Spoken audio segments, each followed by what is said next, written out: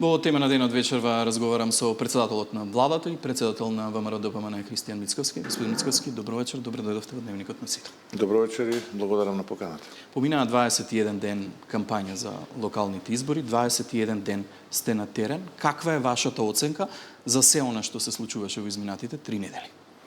Па мислам дека ние како ВМРО-ДПМН и коалиција имавме една, би рекол, достоинствена кампања, зрела кампања во која што испративме многу суштински пораки, со кои што се обидуваме да објасниме како планираме да ја водиме и државата, но и општините, каде што би добиле доверба од граѓаните, се разбира.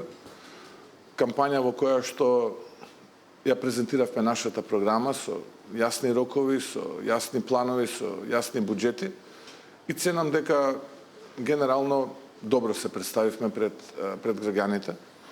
Од друга страна, опозицијата, политичките партии од кои што се од опозицијскиот спектар, мислам дека има една темна, црна кампања која што изобилуваше со многу невистини, кампања во која што лично мене ме напаѓа, си наслушав се, и Демократската унија за интеграција, и СДСМ, па и некои други помали политички партии, генерално преку социјалните медиуми, фабрикувани спотови, невистини, без да видиме суштински што е тоа што тие им го нудат на граѓаните. Така што мислам дека генерално имаме два диаметрално различни концепта кои што излегува во оваа кампања. А граѓаните се тие кои што во недела ќе ја направат разликата. Во моментов ситуацијата е 42 општини се раководени од градоначалници на ВМРО-ДПМН, 16 од градоначалници кои што биле предлог на Социјалдемократскиот сојуз. Какви се вашите очекувања од овие избори или што ќе значи победа за ВМРО-ДПМН на изборите? Па јас би одел со на конзервативно сценарио кое што го кажувам генерално. Ние секако ќе имаме повеќе гласови споредено со гласовите кои што ги имавме во 2021 година на советнички листи, тогаш имавме нешто повеќе од 290.000, така нешто. А на градоначалничките листи имавме околу 300, нешто повеќе од 320.000. Мислам дека сега многу повеќе од тоа ќе бидеме. Очекувам некоја бројка меѓу 350.000 на советничките листи и негде помеѓу 370, еве и 390.000, зошто да не и 400 на градоначалничките листи.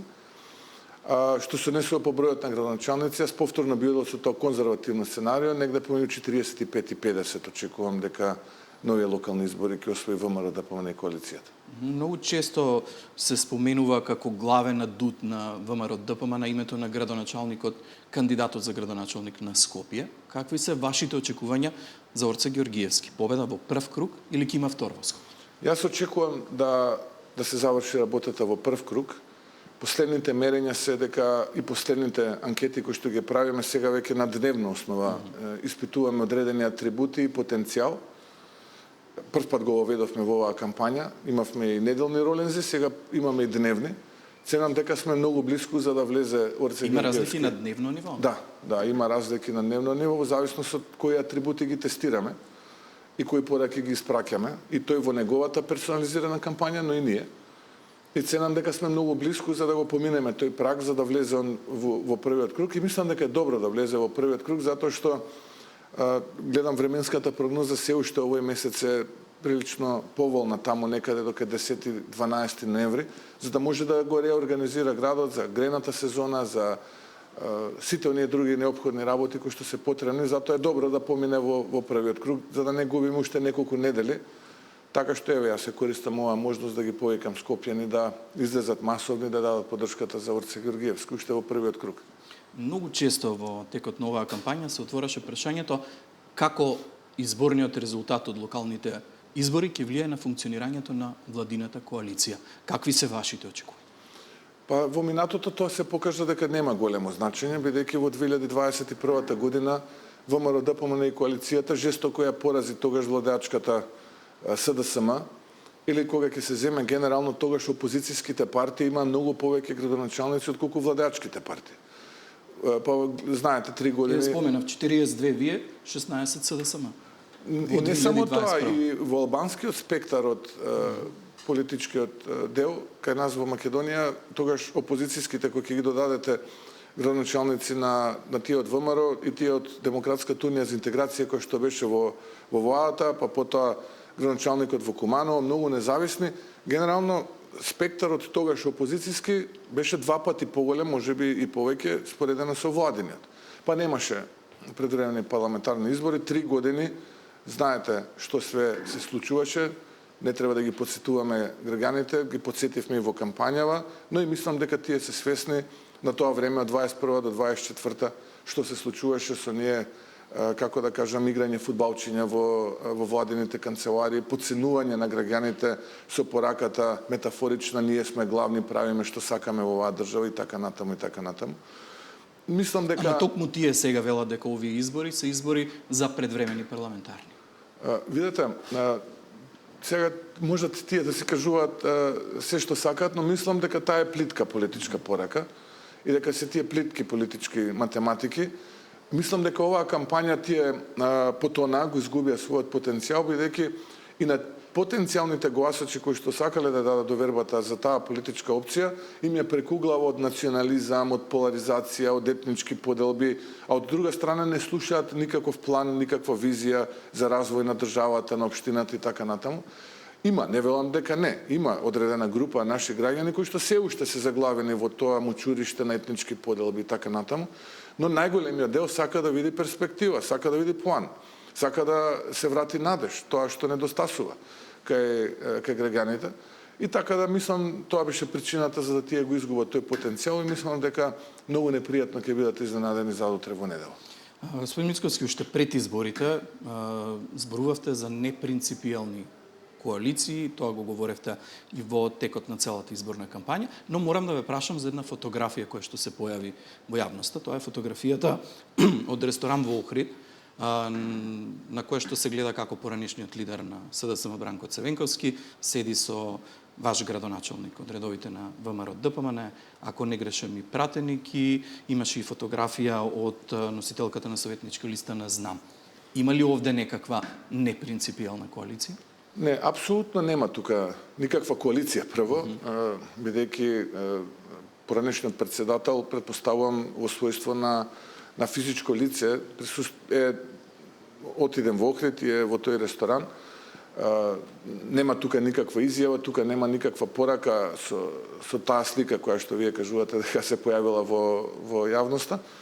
Јас ќе потсетам на почетокот на кампањава или во периодот на предкампањата, потенцијалниот кандидат за Скопје на СДСМ, мислам дека беше Мишко Ралев, ако не се лажам сега името, мислам дека беше така, имаше фотографија на која што даде поддршка за Орце Георгиевски. И јасно насочи дека тоа е вистинскиот избор за градот Скопје и така да тоа е во суштина политичка порака и тоа е во суштина она кој што јас го гледам како политичка порака, а случајна средба во ресторан во Охрид помеѓу Пецаков и Црвенковски не е апсолутно по мене никаква порака. Но еве научивме во оваа кампања дека Венко не го сака на Бранко, ама од заев не се дели. Да речеме, отприлика така би ја свел таа опозицијска математика. Господин Мицковски, на во оваа кампања, освен проектите за локални избори, многу се зборуваше и за оние големи теми, како што е Европската иднина на државата. Во средата во вашиот кабинет беше председателката на Европската комисија Урсула фон дер Лајен. Кратко по тоа објави топката е на ваш терен. Кој е планот на Мицковски? Што ќе правите со топката по изборите? Видете, ние сме свесни за сите оние работи кои што претходната влада ги има прифатено. Никој не го спорува тоа е така и апсолутно ако е тоа топката вред, тоа е јасно и ние тоа го разговараме. Ние не живееме во паралелен свет. Тоа е фактичка состојба, бидејќи претходната влада практично прифати капитулација, мислејќи тогаш дека тоа ќе им го продолжи животот политички, ќе останат во владата и така натаму и беа поразени од граѓаните. И јасна е волјата на граѓаните. Јас тоа многу пати го кажувам, ќе го повторам и сега, дека не може никој да очекува, нити би било фер да очекува дека оваа влада тој предлог ќе го прифати безусловно. Тоа е невозможно, барем додека сум јас претседател на оваа влада. Еве, ако се изразуваме фигуративно, ќе топкаме топката, ќе се сноѓаме како знаеме и умееме, но повеќе овој народ таков тип на отстапки, без да има гаранции од страна на Европската Унија и без да има испорака од нашиот источен сосед, нема намера да ја подаде. Ева, ајде да се изразам спортски. Брисел го разбираат како поставување услови на условите. Генерално коментарите од таму се, како што рековте и вие на почетокот, Македонија како држава потпишала договор. Треба да се спроведе или да не се спроведе. Во тој договор се уставните измени и многу често во последно време се споменува можноста за повлекување од овој договор од страна на меѓународните партнери. Како можност. Размислува ли воопшто ВМРО ДПМН за раскинување на овој договор? Видите, Македонија нема потпишан договор, тоа е предлог. Тоа мораме во јавност убаво да го објасниме. Тоа е предлог кој што го прифатиле. Договорот е договор за добрососедство, таму нема вакви услови. Ако ние го гледаме принципот пакта сум сурванта, тогаш ние треба да го гледаме договор за добрососедство и таму нема ваков услов. Тоа што Бугарија потоа правеше политички гимнастики, не блокираше и се однесуваше незрело и неевропски, а за жал тоа го толерираше Европа, тоа е веќе друга тема и подготвен сум и за тоа да разговарам. Тоа што во Брисел го гледаат како дополнителен услов од наша страна не е услов. Ние само бараме почитување на меѓународното право. Го почитуваме или не? Имаме двојни стандарди или не? Меѓународното право вели дека нашиот источен сосед е потписник на Конвенција за заштита на малцинските права. Зошто не дозволуваат македонското малцинство, македонците од таа страна, еве да се организираат во невладина организација? Имаме пресуди од Судот за човекови права во Страсбург. Зошто да немаме ние представник во Министерскиот совет за малцински права, исто како што имаат ерменците, турците, ромите, евреите и така натаму и така натаму.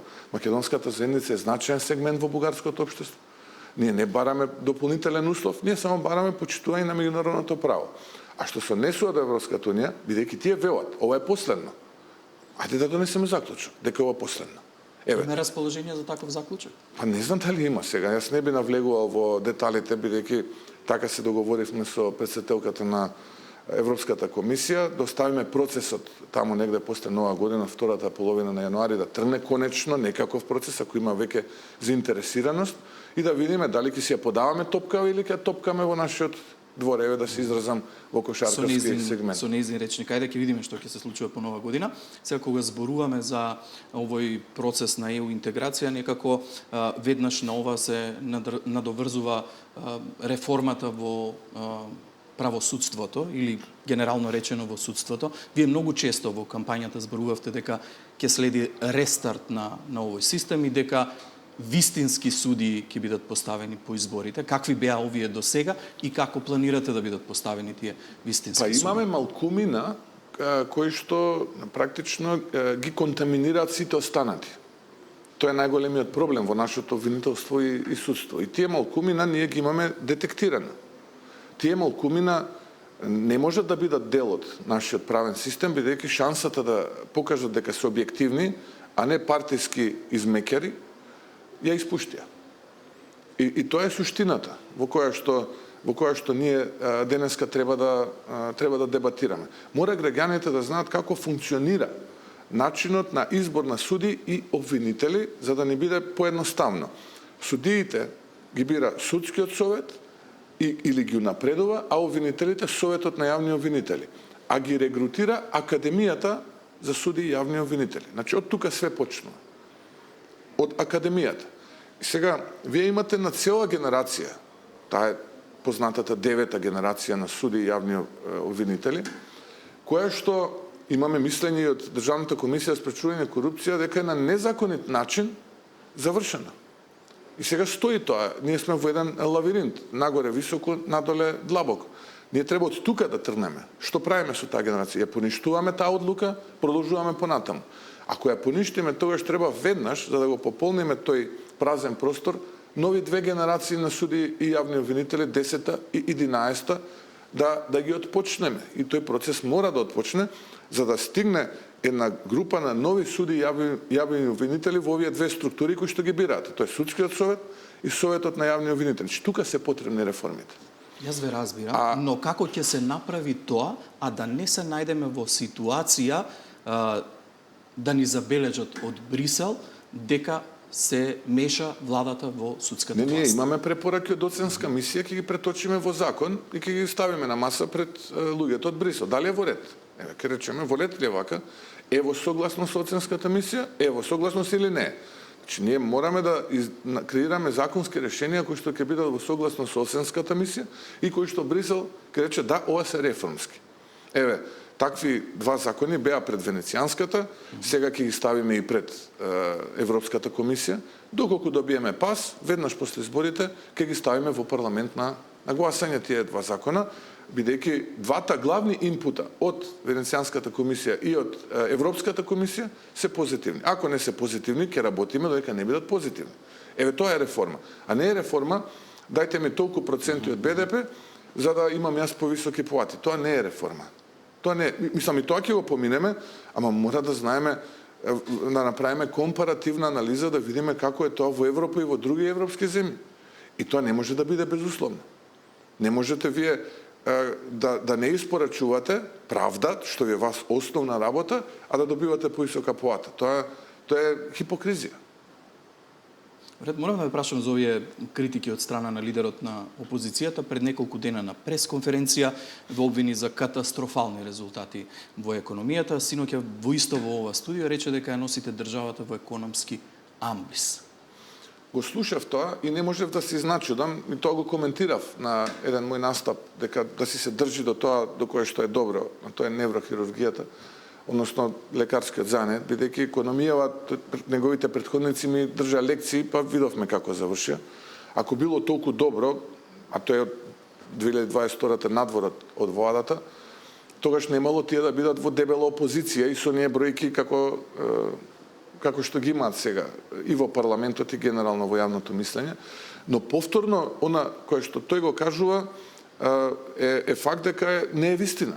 Еве, неколку параметри ако ми дозволите, и тоа мора да го знаат граѓаните.